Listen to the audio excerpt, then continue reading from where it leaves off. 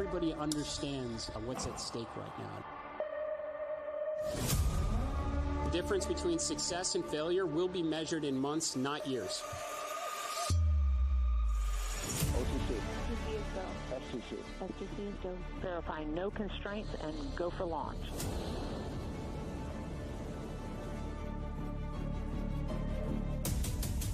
We will explore the frontiers of space and push the boundaries of what's possible. This is what it takes. We're going to get the job done.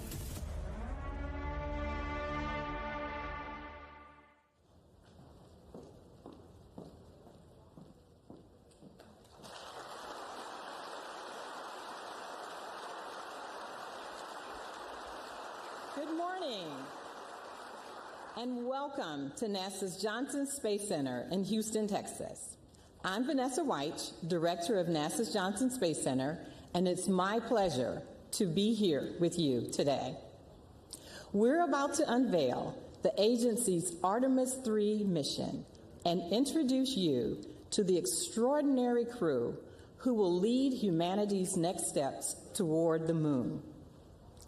We will have several speakers providing updates on Artemis III mission profile, Artemis acceleration plans, and mission science. Get ready for an inside look at innovation, ambition, and the future of space exploration. Without further ado, please join me in welcoming NASA Administrator Jared Isaacman.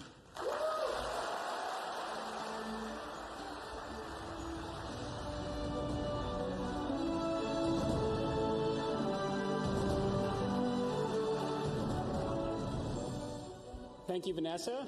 I am so grateful to be here with all of you as we discuss the Artemis program and announce the 4 astronauts who will undertake this very exciting mission. I want to take a moment to acknowledge the leadership of President Donald Trump, the incredible bipartisan support from Congress, our international partners, including the European Space Agency Director, General Josef Aschbacher, Italian Consul General Mauro Lorenzi, and the talent across all NASA centers and the most technologically advanced aerospace industry in the world. All of you are contributing meaningfully to this undertaking and helping us achieve what is such a daring and inspiring and world-changing endeavor. We are returning to the moon, a grand adventure back to the lunar surface to build a moon base and to do so for all of its scientific, its economic potential, and to master the skills for where we will inevitably go next. The incredible crew of Artemis II was just the beginning, and they did an absolutely outstanding job. As a test mission, they were the first to launch on the SLS rocket and test the Orion spacecraft. Reed Wiseman, Victor Glover, Christina Koch, and Jeremy Hansen showed us the moon again, and they showed us the Earth again. They helped reinvigorate the world's interest in space exploration. And now, just as Mercury, Gemini, and Apollo crews that came before them, Artemis II will pass along all they have learned and hand the torch to Artemis III.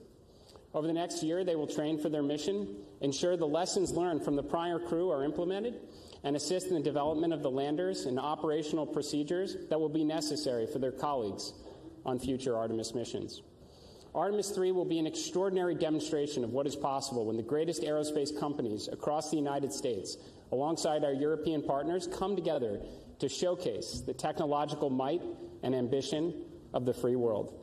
When their training and development are complete, these 4 astronauts will strap into their spacecraft. You will witness the contributions of Boeing, United Launch Alliance, Lockheed Martin, Northrop Grumman, L3 Harris, and Airbus, and many others come together as the SLS rocket ignites the Artemis III crew and sends them into low Earth orbit.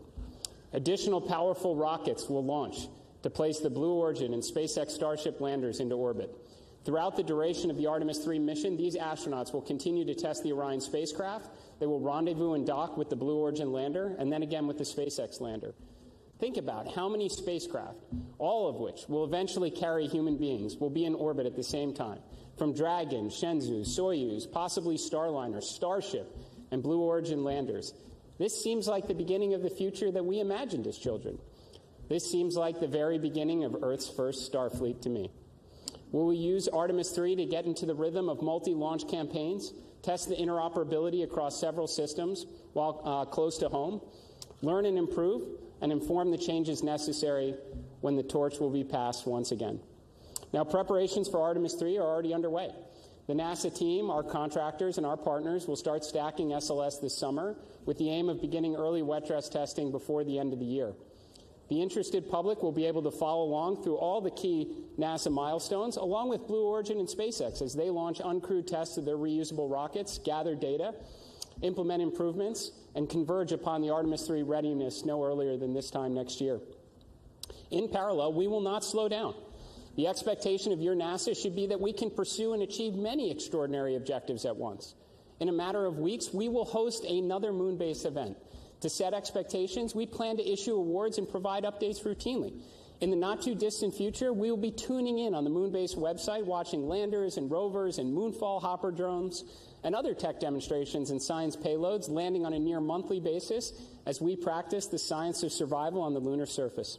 Alongside industry and our Artemis Accords partners, we will experiment with power, navigation, surface mobility, communications, and other critical systems as we learn what does and does not work in the extreme environment of the lunar South Pole.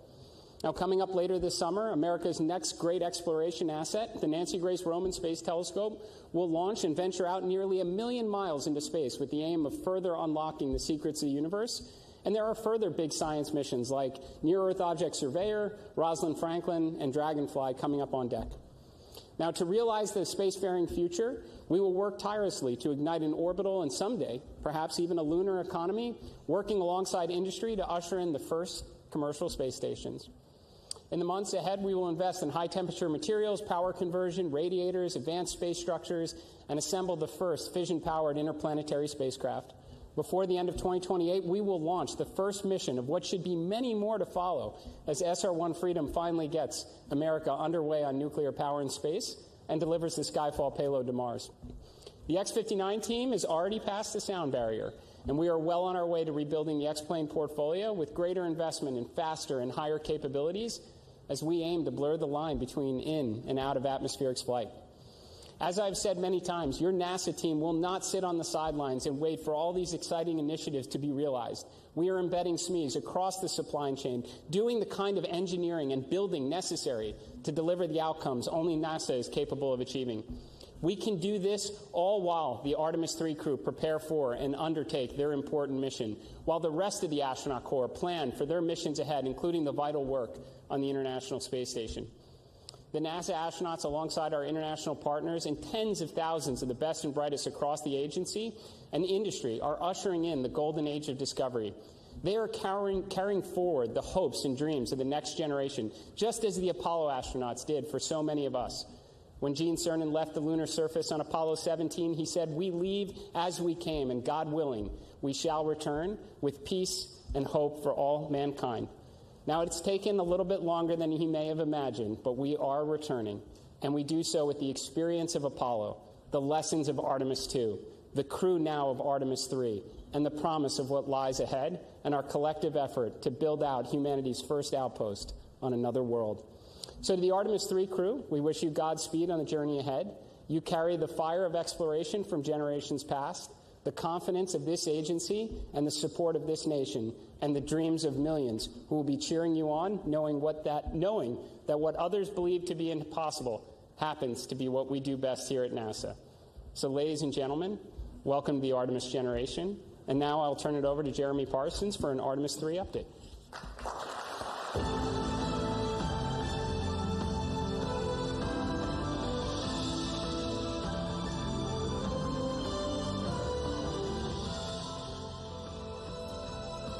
Good morning. It's great to be here with you and to be part of the excitement as we progress forward towards Artemis III and our future missions to the lunar surface. Since adding the Artemis III test flight before our first crewed moon landing, our team is focused on developing the mission to test about as much as we can how we operate with our commercial partners across systems, teams, software, and hardware in the entirely difficult environment of space. We want to do this in Earth's orbit before we return to the moon and establish an enduring presence there. We demonstrated to the world during Artemis II that we can fly our astronauts around the moon and bring them home safely. The mission gave us insight into performance across all of our systems, how our teams operate together with crew in the deep space environment, thousands of miles from home. That is why we do test flights. We learned. We found things we needed to improve, and our teams are already hard at work solving those issues to make Orion even more capable. Across the Artemis II campaign, one of the biggest things we demonstrated is that testing like we fly puts us in the best position for success. Artemis III is an opportunity to take those lessons and apply them. It enables us to test in space how we will fly on future missions. As the first crewed Artemis mission with commercial spacecraft, this test flight will enable us to prove we can carry out highly choreographed operations with our partners across hardware, interfaces, software, propulsion systems, and life support elements, with crew in the high-stakes space environment. Are we able to launch in sequence with our partners across multiple launch pads and meet up at precise points in space? How do our spacecraft designed and built across NASA and different partners operate together in an integrated way in an unforgiving environment? We will learn how to fly these new spacecraft with new software, new life support systems. Every aspect of Artemis III will give us insight into how to refine our plans for Artemis IV and beyond and buy down risk. The mission, together with the uncrewed lander demonstrations to the moon, is specifically designed and targeted to the most significant risk for a lunar landing. We have many partners involved in making Artemis III successful, and while we recognize there are questions about how Blue Origin's recent anomaly impacts our plans, setbacks are a learning opportunity. We are confident that New Glenn will be ready for Artemis III, together with Blue Origin, but NASA is stepping in and bringing all of our expertise and capabilities to bear. We are working hand in hand with them to meet our commitments to return our nation to the moon. Let me assure you, NASA is taking an active role with all of our partners, contractors, and vendors to help solve the problems that are here today and ensure the right outcomes are achieved. These companies have unparalleled access not only to our agency experts, but also to our test facilities, launch support, technology development at all of the NASA centers across the country. Fundamentally, our approach to Artemis III will remain the same. We will use this mission to reduce risk for our future crewed moon missions with lander test articles from both Blue Origin and SpaceX to ensure we will beat China back to the moon. So we've talked about accelerating the Artemis cadence, and so I wanted to share with you a little about how the pieces of Artemis III are coming together. Our partners are making great progress in lander development. SpaceX's recent flight of its version 3 Starship demonstrated key aspects of their architecture and lander designs, and they are already applying those lessons to their next flight test. Blue Origin's Mark I lander recently completed vacuum testing here at Johnson Space Center. We have a training cabin that's been set up. Astronauts are actively working through that training. The Orion Crew Module and its European-built service module are on track to be integrated together this summer, including the new docking system, which will fly for the first time on Artemis III. Our improved heat shield has been fully inspected and is ready to be installed. We are going to bring updated communication technologies to our missions, including adding optical communication to the spacecraft to improve our data exchange between Orion and the ground. We expect that to enhance what the public can see during the mission. SLS core stage processing is well underway inside the Vehicle Assembly Building at Kennedy Space Center. It arrived there in April, and teams have already mated the 2 segments of the core stage and will install the 4 RS-25 engines later this summer. Design and fabrication of a spacer that will replace the upper stage on Artemis III, because we're flying in low Earth orbit, is already in fabrication at NASA's Marshall Space Flight Center in Alabama. And for the ground systems, when we talk about acceleration, one of the best examples I've seen is that just 17 days after the launch of Artemis II, the mobile launcher was back in the Vehicle Assembly Building, well underway with refurbishment and preparations for stacking. Our teams are getting ready too. The launch team at Kennedy Space Center began conducting launch countdown simulations in May, which include practicing procedures to load propellant into SLS, as well as for launch countdown. At Johnson, mission segments are being simulated and crew training is well underway. Our spacesuit provider, Axiom Space, is making great progress as well. We have suit testing ongoing regularly at the Neutral Buoyancy Lab down the road here in Houston. Pressure garments worn under the suit are fully assembled and undergoing testing, and the components of the suit's primary life support system are in hand and being integrated. We are going to fly the spacesuit aboard the International Space Station to check it out in 2027, and we will perform hardware interface checkouts on at least 1 lander in a spacesuit during Artemis III. Again, this is an area where NASA is taking an active hand. We want to accelerate these deliveries, this hardware, and we're embedding NASA engineers across the board with Axiom and with partners in order to yank schedules to the left. All of this culminates in a mission where for Artemis III, the hardware is real, and we are going to begin stacking SLS rocket hardware this summer. This fall, we plan to roll out a shortened SLS stack with Orion on top. We want to test improved cryogenic seals and put our launch team through their paces, keep the training proficiency up. With an increased mission cadence, we're bringing everything we can to ramp up production and drive supply chain improvements across the key components of Artemis and across the United States. We are also moving aggressively to implement modifications to Orion that enable a broader range of lunar missions after Artemis III. This includes looking how Orion can rendezvous in Earth orbit with Starship and use that ship to push Orion to a lunar orbit. So I shared where the hardware is, but let me talk a little bit more about what we expect Artemis III to look like. Artemis III is an incredibly exciting, complicated, and highly coordinated multi-launch campaign. It's going to happen in a short period of time with 3 of the world's most powerful rockets. It will begin with the launch of Blue Origin's lander test article, which can loiter up into space for up to 90 days. This gives us flexibility to launch our crew of 4 and Orion on the powerful Space Launch System launched from Kennedy Space Center in Florida. The crew will fly their journey in low Earth orbit on a circular trajectory around Earth.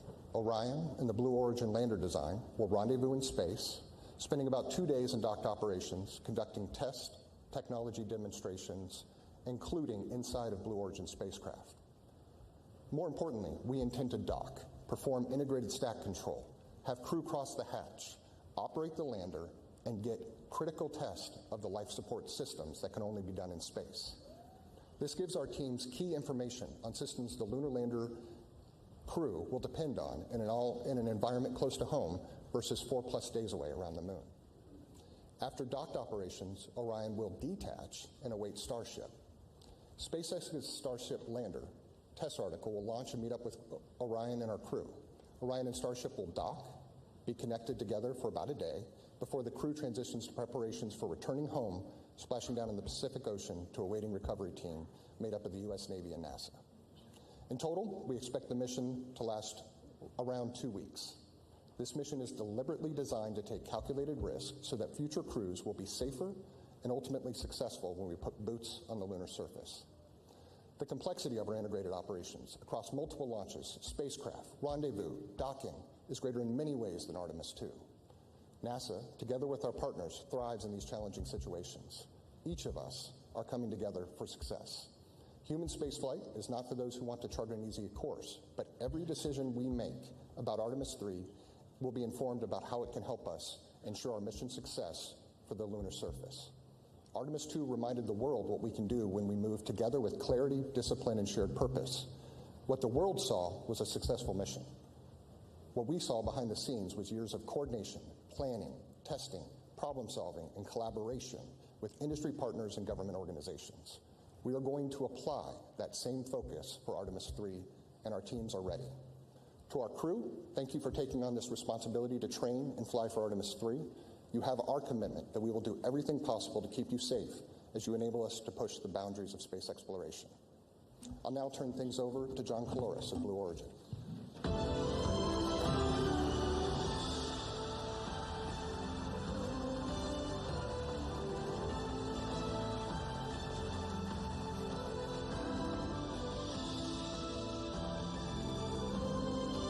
Thank you. As you know, we had a significant anomaly at our Launch Complex 36A on May 28th. The response from NASA, our partners, and customers has been extraordinary. We're making excellent progress on the investigation and pad cleanup. We'll begin rebuilding once cleanup is complete, while continuing construction at Launch Complex 36B. Blue Origin's lunar engineering and production teams are continuing the pace for production of Mark 1 landers for Moonbase and for Artemis vehicles, with multiple serial numbers in build. Mark 1 serial number 1 testing will conclude soon and will be ready for launch this year. The mission will demonstrate key components of our Artemis landers, such as our BE-7 engine. Artemis III is a major step that fills important objectives prior to our uncrewed landing on the moon in 2028, followed by our landing of astronauts that same year. On this mission, NASA and Blue Origin will demonstrate rendezvous, docking, hatch operations, ingress, and life support systems in low Earth orbit. This will allow the crew to gain familiarity with our Lunar Crew Module and even practice operations such as suit donning in zero gravity.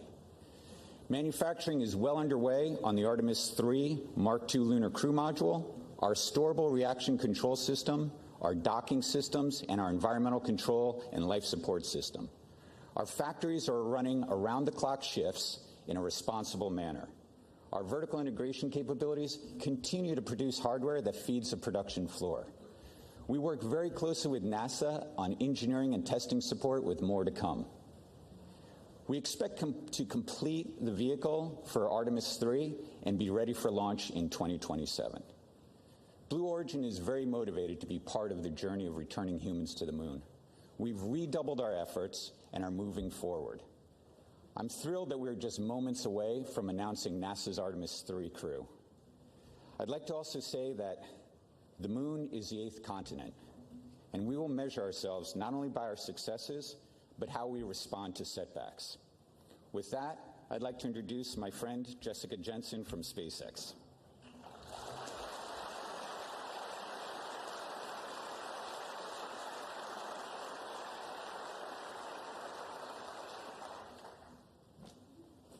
Good morning, everyone. I'm Jessica Jensen, and on behalf of SpaceX, I want to first say early congratulations to the astronauts who will get to fly on this awesome mission next year. And thank you for the critical role you're about to play in pushing humanity forward. I also want to say that SpaceX is incredibly honored, as always, to continue to be a part of NASA's most critical missions as we all work together to establish a permanent human presence on the moon. I'm here today to give an update on Starship's development towards Artemis III and Artemis IV.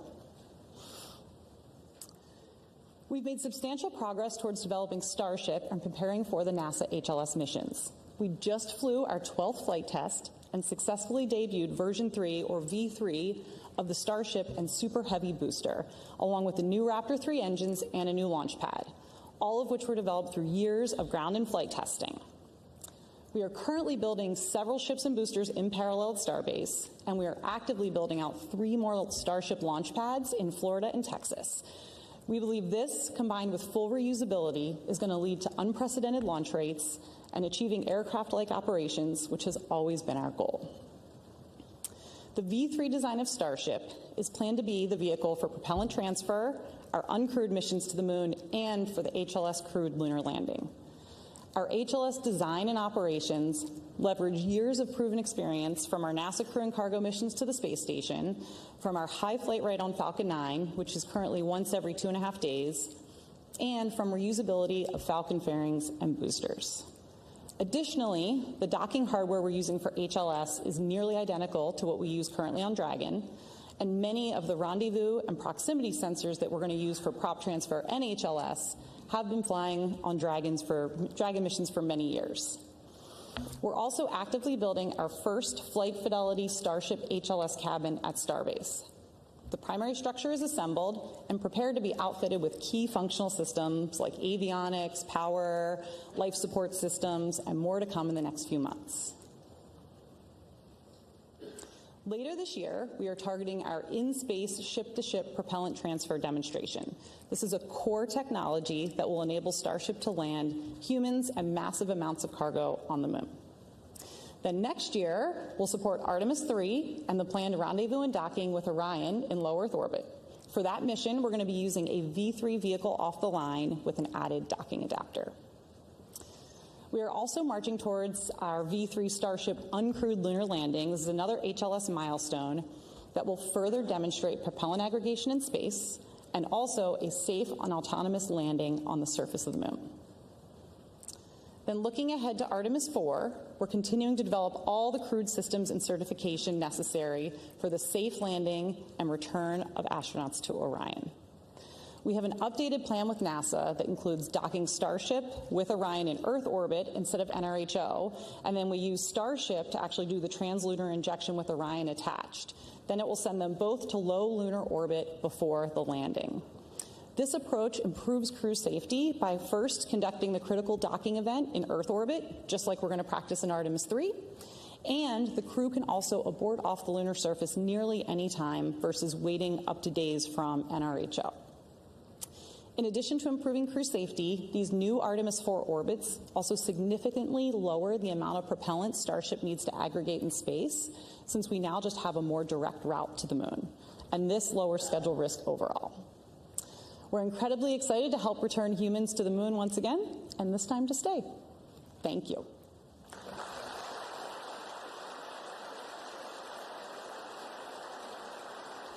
And now I will turn it over to Dr. Nikki Fox, head of NASA Science, and she is going to talk about Artemis III science.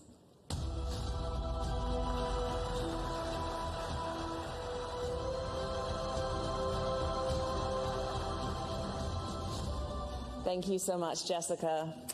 Well, while Artemis II was all about moon joy, Artemis III will be all about Earth joy. We will be studying the route from Earth, and our Artemis III crew will be our mission scientists. Since Artemis III is a technical mission, the science we will be doing will look just a little bit different. We will study Earth's atmosphere, the environment around Orion during the mission, and the impact of space's influence within the Orion capsule. We're going to use this flight to buy down our risk for landed missions by developing our science processes, procedures, and readiness specifically for Orion to ensure the health and safety of our astronauts and spacecraft for our future Artemis missions. And the best way to do it is by taking real data that is uniquely enabled by this mission.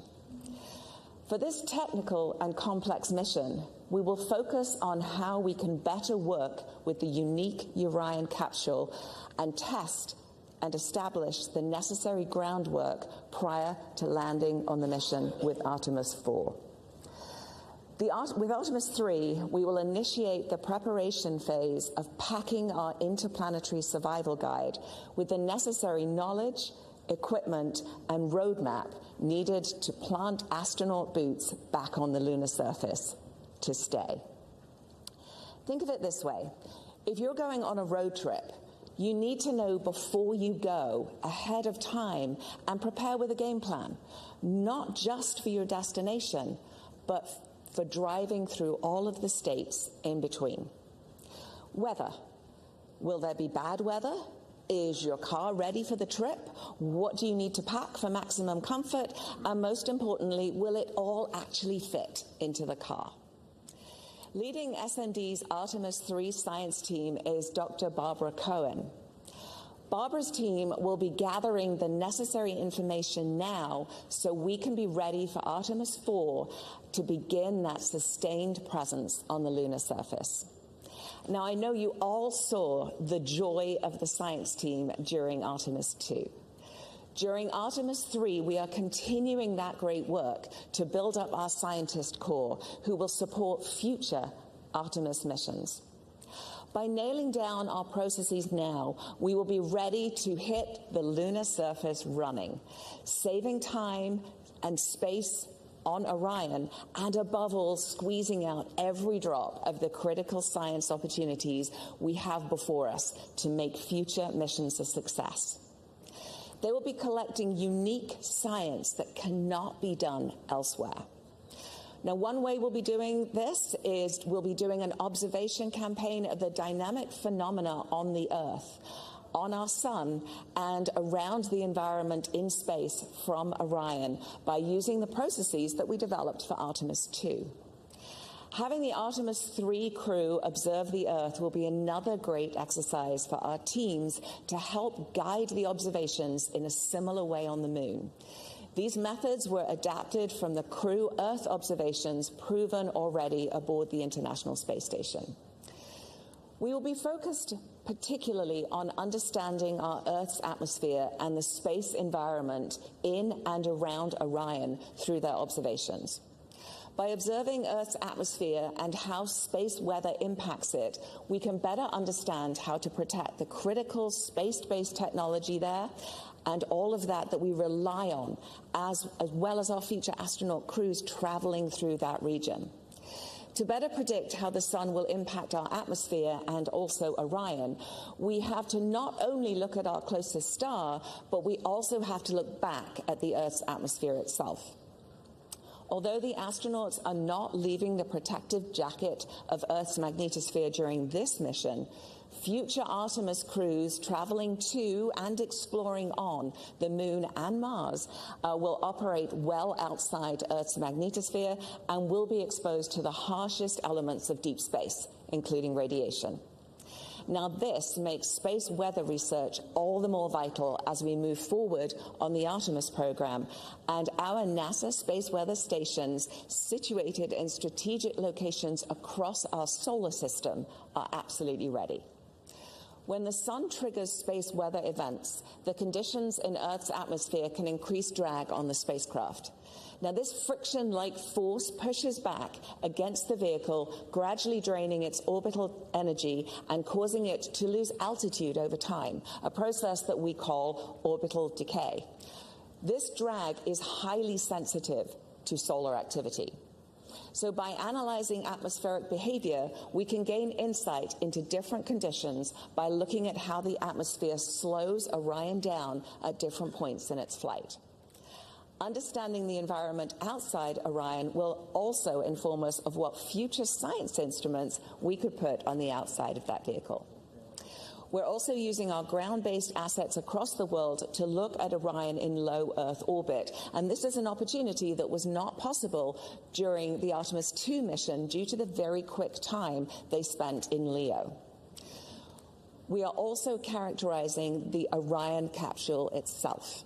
We are going to initiate processes for Artemis contamination control and contamination knowledge by bringing samples out of Orion back to curation so we can identify and evaluate the environment within for our astronaut crew and for our future lunar samples. This will help us remove any background noise that may return with our lunar samples so we can subtract it out of the characterization of the samples and really get to the core of what they are. We will be doing all of this while also studying how our crew safely live and operate in space and within the Orion capsule, thereby ensuring future mission success. Now, we're still at the beginning with our planning for science, so stay tuned as there will be more exciting science yet to ride along with Artemis III. I am extremely excited for NASA to build upon the success of Artemis II and then Artemis III and to explore more of the moon, to build that sustained presence and to build our moon base to prepare for the next giant leap, human exploration of Mars. All while we lead the world doing paradigm-shifting science. At NASA, science enables exploration, and exploration enables science. And NASA Science is honored to take our part in the Artemis generation. And with that, I am delighted to hand it back to Administrator Isaacman.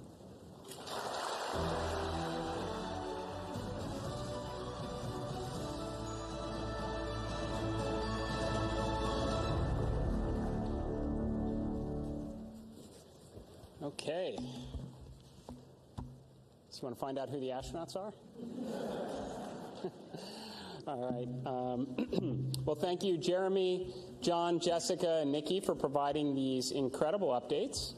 Now, before we proceed, I would like to invite Vanessa, our Center Director here, to please join me on the stage. I'd also like our Deputy Administrator, Matt Anderson, if you could join us, our Associate Administrator, Amit Rushia, Director General of the European Space Agency, Josef Aschbacher, and Lori Glaze, who's going to lead our human spaceflight efforts, Norm Knight, our Flight Operations Director, and Scott Tingle, our Chief Astronaut. If you would, please join us on the stage.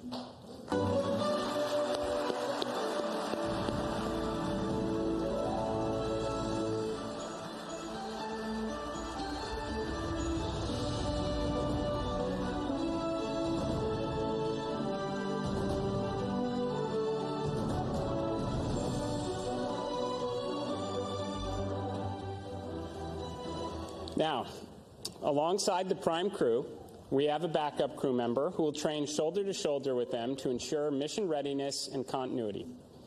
Test pilot Air Force Colonel, and former SpaceX Crew 4 pilot, stands ready to join the team if necessary, Artemis III backup crew member, Bob Hines.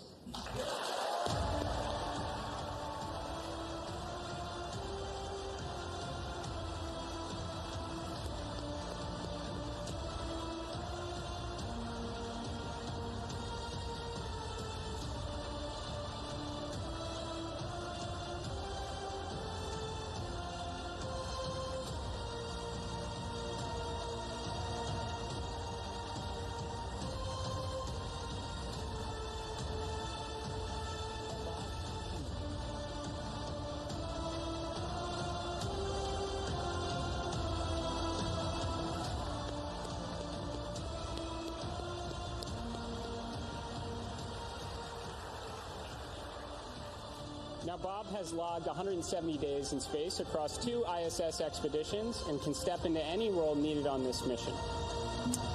Now, moving on to our mission specialist for Artemis III, test engineer and Coast Guard Reserve Commander, making his first space flight, mission specialist Andre Douglas.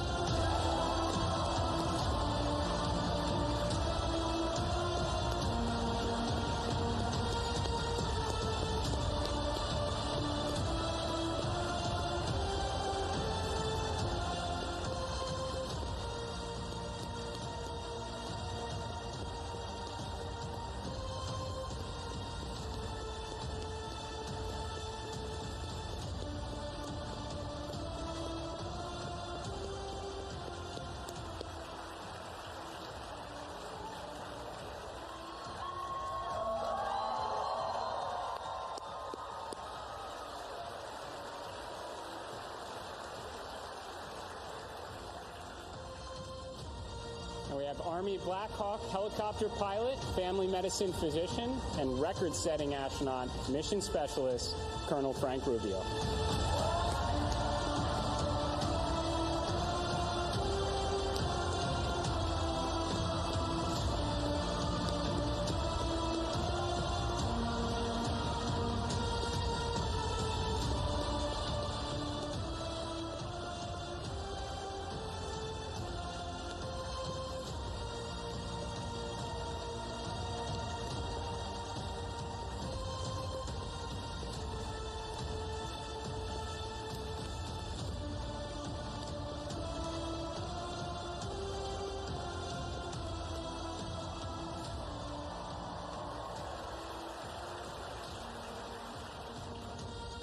Now on to our pilot, 2-time flyer, ESA astronaut, the first Italian space station commander, an Italian Air Force colonel and test pilot, Luca Parmitano.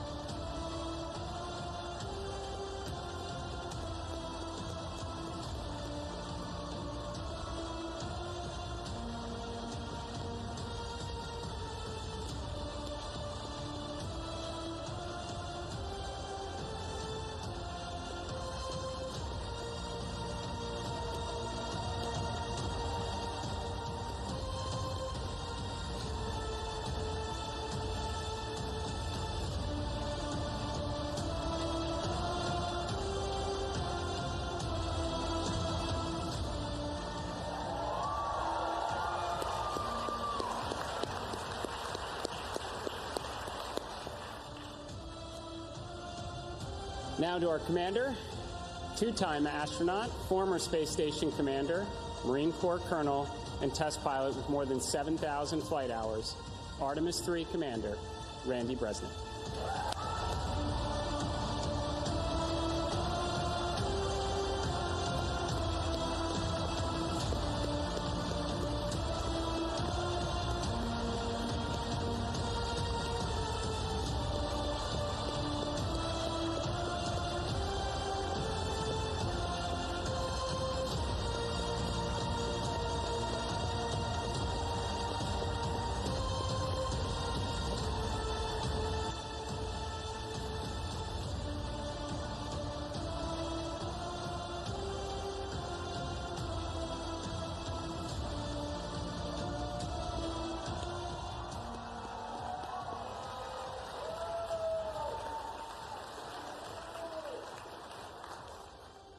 right, let's give it one more round of applause for your Artemis III prime crew.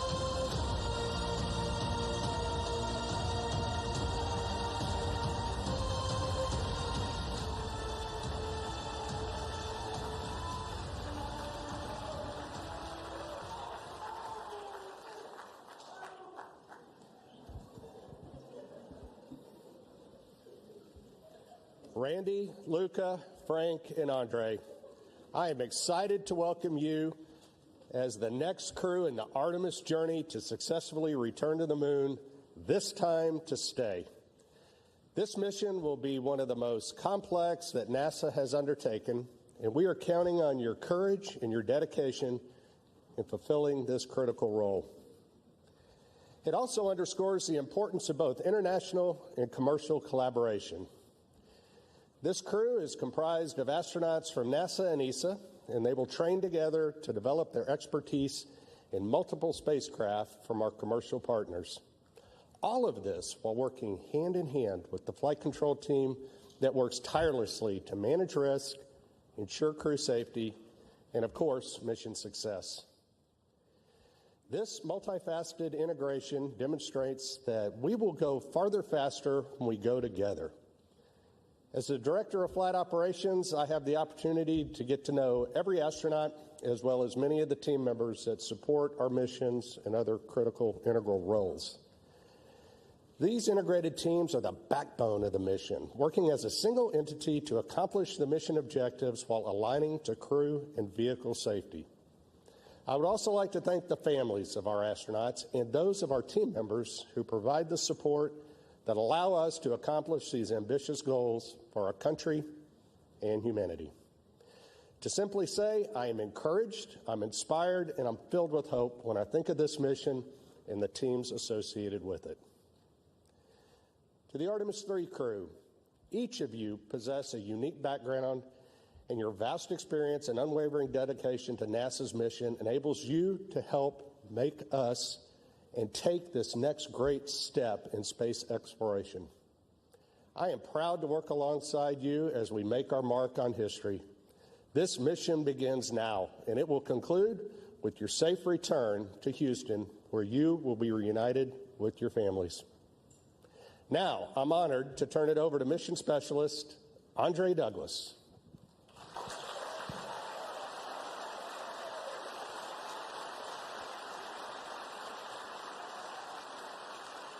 Wow, what an amazing day it is today. My brain, it is going a mile a minute right now, but my heart, it is so warm. It is so full. And I can't thank everybody who's been along with my journey, but I got a few tonight I got to give a shout out to. So, Mom, thank you so much for believing in me, this whole time. All these years, you prayed for me, you thought about me, and I'll always appreciate that. And Dad, that work ethic that you showed, I was trying to emulate you.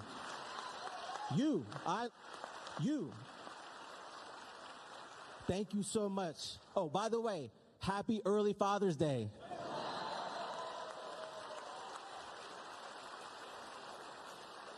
And to Rachel, my lovely wife, thank you, babe. The support you've given is unwavering. It has been a lot. What a journey. I'm so glad you're on this journey with us. It's just amazing. You're amazing. Couldn't have done it without you. I love you so much.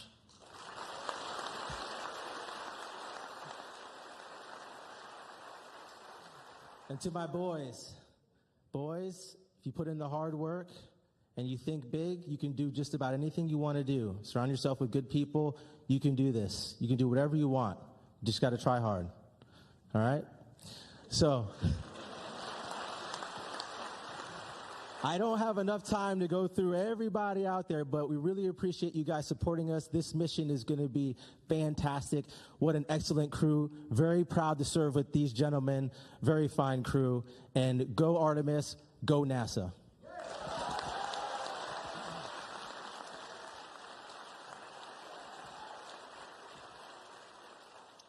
Thanks, Trey. Well said. And wow is the right word. What an incredible blessing and an honor it is to be standing here representing all of you. And I'd just like to take a quick second to say thank you, first and foremost, to my wife and our 4 amazing kids. Thank you for your sense of adventure and your resiliency. You guys have made all of this possible. To our...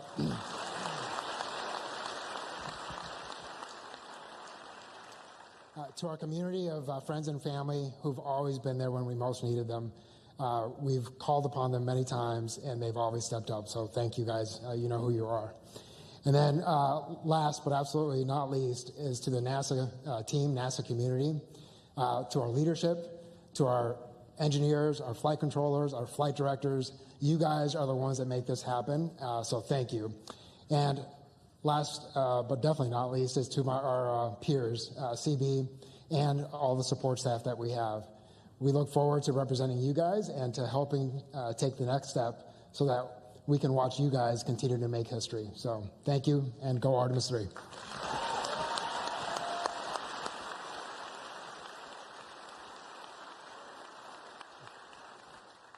I apologize in advance if I get emotional. I'm honored by the role that I've been given. I'm also very humbled by the task in front of us. But first and foremost, I'm grateful. There are many parts that need to come together for a space launch. And you need a launch pad. And for me, that launch pad is my country, Italy, its education system, the Italian Air Force that gave me the professional tools to bring me here today, the Italian Space Agency that gave me the first flight to put those skills to proof, and for that I'm very grateful. The European Space Agency is like a launch tower connecting these two worlds, building bridges. Its very nature is to build relationships and building bridges, connections, and to elevate individuals to achieve their full potential. The rocket, figuratively and literally, is NASA. I'm grateful that NASA has allowed me to be part of this incredible group of people, of this crew, and for letting me fly. But we wouldn't be going anywhere without fuel, and the fuel that lets everything move is right here. Maya, Sarah, Marta, my extended family here in the crowd. You are the energy that feeds my soul. And your love is the spark that ignites every passion. Thank you. Grazie.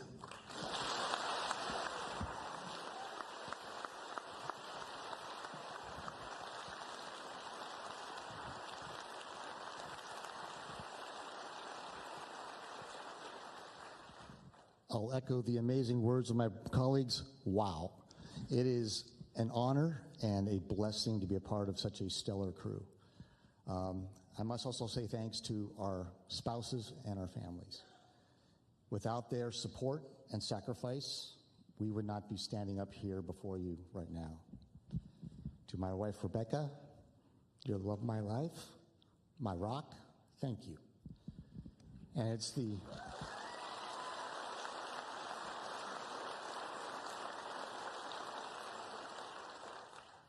it is their support of our families that's going to carry forward from today when we start training very soon.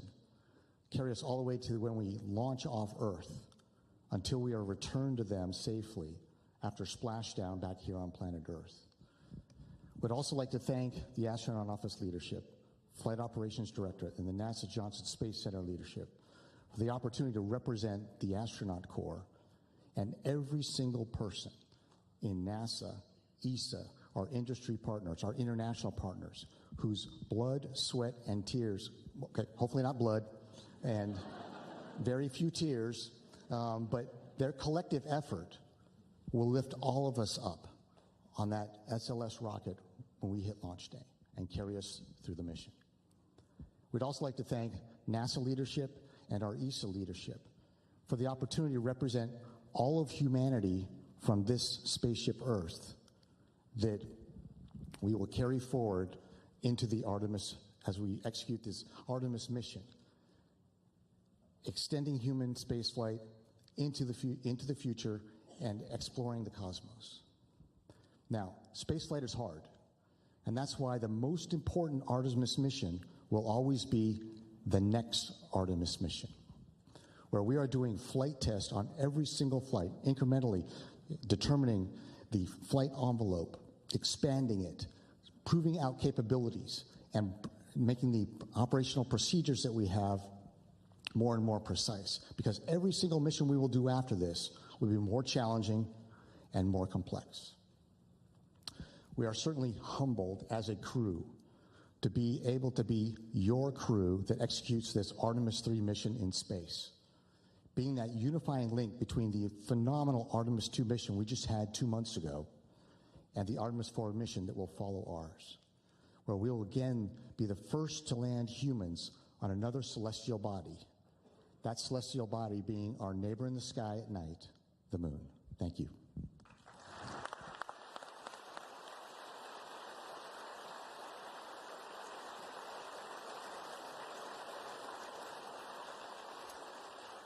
In the words of the crew, wow. That was truly special. Thank you, Artemis III crew. Hearing from each of you has inspired everyone supporting this mission across the globe. We're all in. This mission is going to captivate the world and bring us Earth joy. Let's look ahead at what's in store for Artemis III.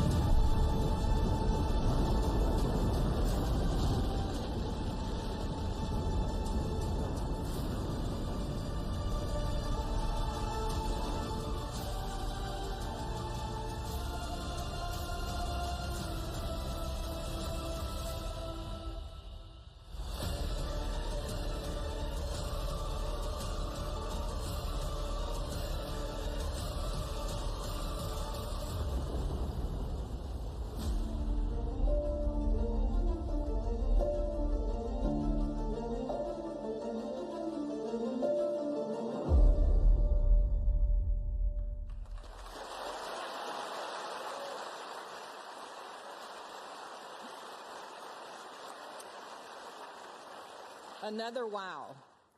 Artemis brings us together, uniting partners from around the world in pursuit of a common goal. With that spirit of global collaboration, I would now like to invite ESA Director General Josef Aschbacher back on stage for a few remarks.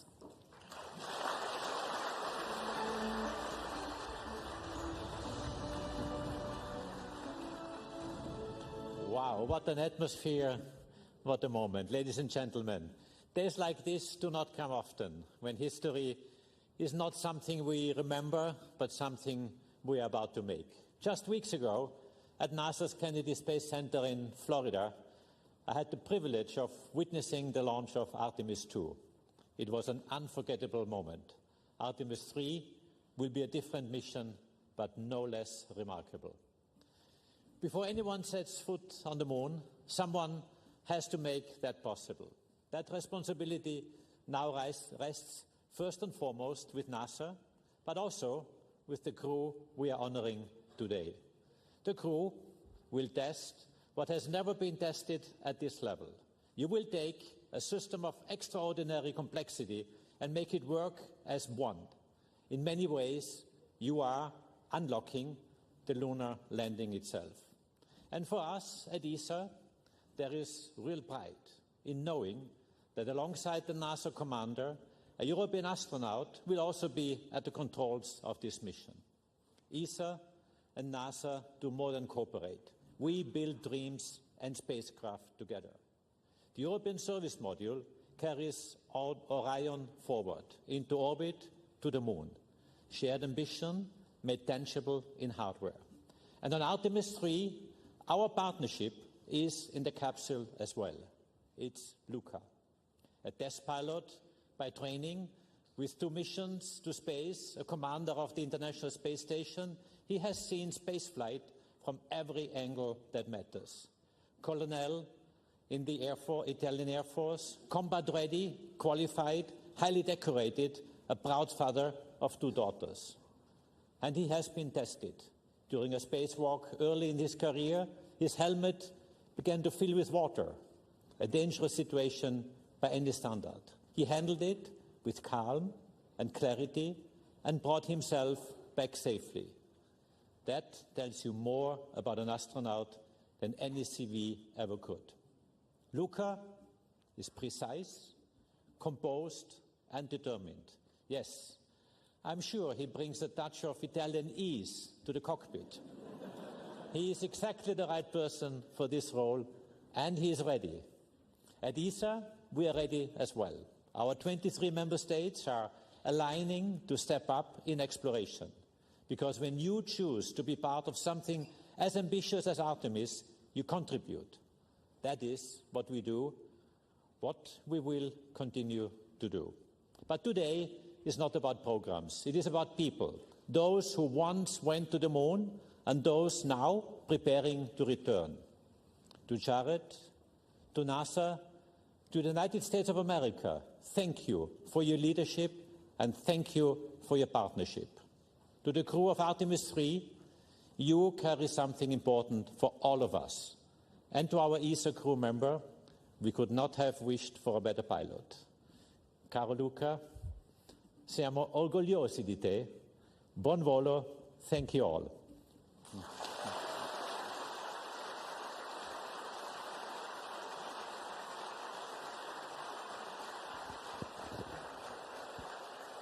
Thank you, ESA Director General Achsbacher.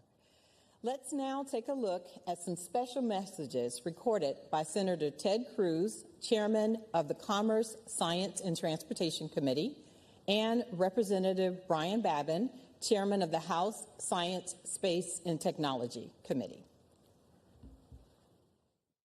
Congratulations on being chosen for the Artemis III mission. It's a big damn deal. Following the extraordinary success of Artemis II, America has entered a bold new era of space exploration and discovery. Under the leadership of Administrator Jared Isaacman, NASA is paving the way for humanity's return to the moon and beyond. As the chairman of the Senate Commerce Committee, I've been proud to author or co-author nearly every major piece of space legislation in the last 14 years.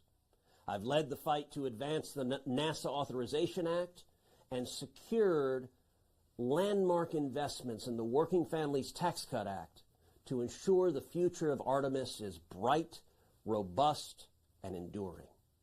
Now this crew, each of you, will turn those investments into reality. At a time of growing competition with China in space, this mission will strengthen America's leadership, expand our economy, and help secure a lasting American lunar presence. When America commits to a mission, we lead and we succeed. You will make our nation proud. Thank you for your commitment to this great nation's space program, and may God continue to bless the United States of America. Hi, everybody. Congressman Brian Babin. Congratulations to the Artemis III crew. Following the successful mission of Artemis II, your selection marks another historic milestone in America's return to deep space. Each Artemis mission builds upon the last one, And the mission ahead is a critical next step as we prepare to return humans to the lunar surface and lay the foundation for a sustained presence on the moon alongside our international partners. You're carrying forward a very proud tradition of exploration that stretches from Mercury on to Apollo and now to Artemis.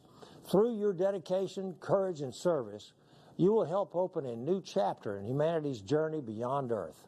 As you begin preparing for this mission, please know that you have the support of the American people. We will be praying for your training, for your families, and for your success in the months ahead. I am deeply honored to play a small part in supporting America's space program. I'm very proud of each of you for answering the call to explore. May your mission inspire future generations to dream boldly, to dare greatly, and to carry the spirit of discovery farther than ever before. God bless you. Thank you.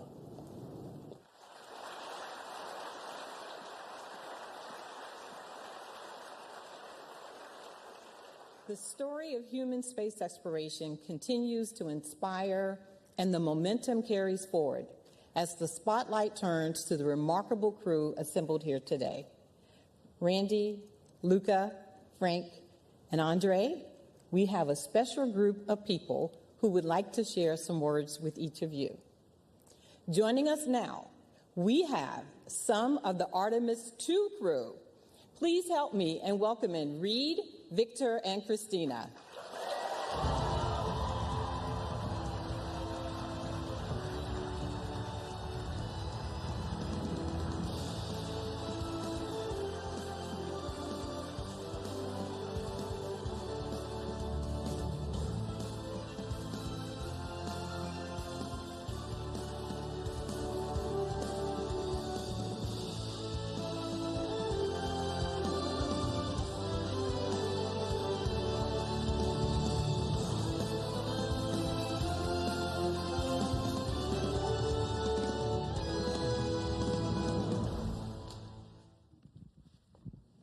Comrade Randy, Luca, Frank, our backup, Andre, Douglas. So good to see your family out there. So good to see all the families. On behalf of myself, Christina, Victor, and we all know Jeremy wishes he was going to be here today, that he could be here. We just want to say how completely fired up we are for you. I hope you saw us down there cheering, screaming as loud as we could. And Randy, in your comments, I really loved when you said that you all are the link from two to the surface. And that really resonated with me. And you guys know, because you work in the office, we've been carrying these batons around for way too long. And so with that, the Artemis II crew, comrade, hands you the baton. You got the controls.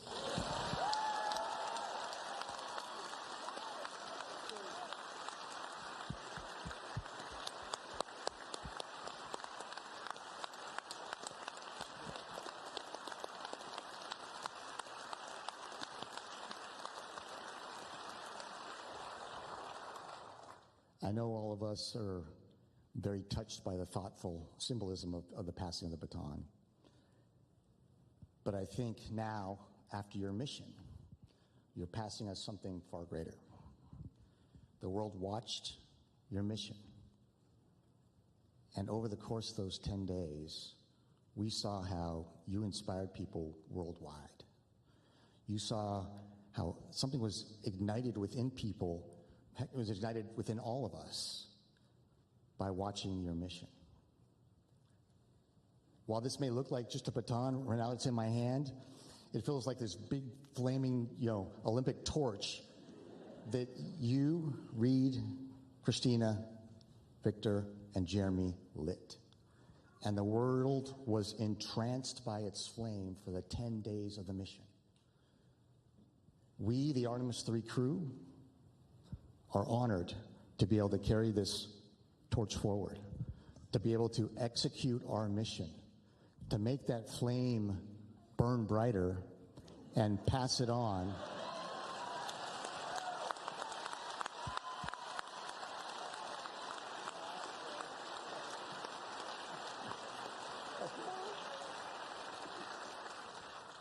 And be able to pass that flame on to the next crew that's out here. And so it is our distinct honor and privilege and echoing the immortal words of Apollo 11's Michael Collins, to be carrying the fire through the next Artemis mission. Thank you.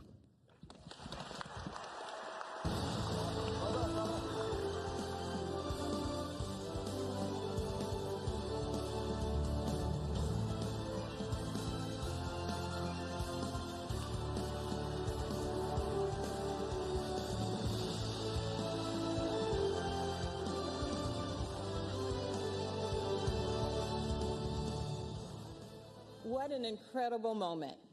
As we wrap up today's announcement, I'd like to thank our amazing speakers and our esteemed guests, and most of all, our Artemis III crew, Randy, Luca, Frank, and Andre.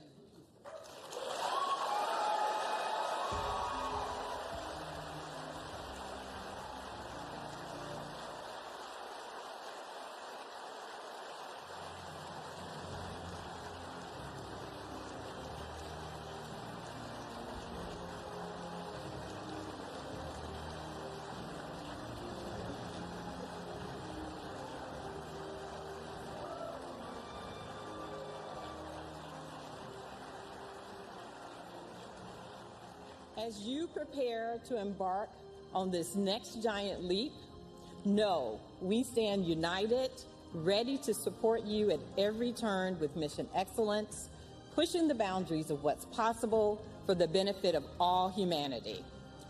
Let's give one final round of applause for our crew.